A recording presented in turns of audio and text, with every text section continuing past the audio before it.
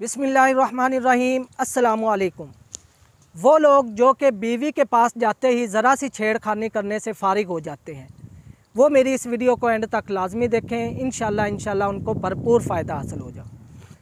ये जो आज मैं वीडियो बना रहा हूँ, ये जो नुस्खा मैं आज आपको बताने जा रहा हूँ, ये ख़ास उन लोगों के लिए जो कि अपने सेक्स के लम्हात को भरपूर तरीके से इंजॉय करना चाहते हैं और अपने इन्हीं सेक्स के लम्हात के दौरानिया को बढ़ाकर वो अपनी बीवी को भी खुश रखना चाहते हैं। बाज़ लोग ऐसे होते हैं कि जो अपनी बीवी को डिस्चार्ज करने से पहले ख़ुद ही फारिग हो जाते हैं और साइड पे हो जाते हैं।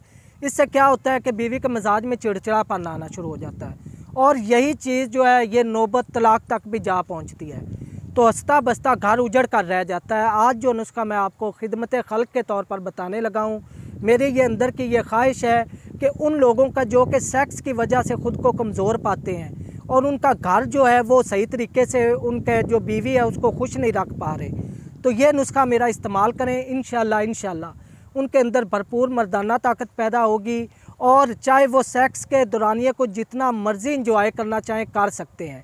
औरत के डिस्चार्ज होने से पहले इंशाल्लाह वो फारिग नहीं होंगे। तो नुस्खा नोट फरमा लें, इंतहाई ज़बरदस्त नुस्खा है।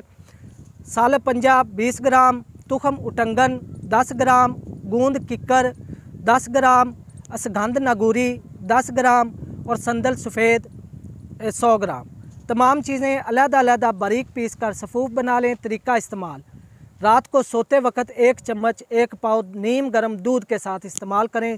इंशाल्लाह इस नुस्खे के 1 माह के मुसलसल इस्तेमाल के बाद आपके अंदर भरपूर मर्दाना ताकत पैदा होगी और आप अपनी बीवी को मुतमिन कर सकेंगे।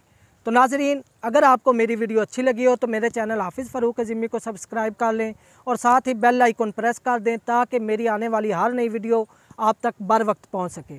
अगली वीडियो तक के लिए अपने भाई हाफिज़ फारूक अज़ीमी को इजाज़त दें। वमा अलैना इल्लल बलागुल मुबीन।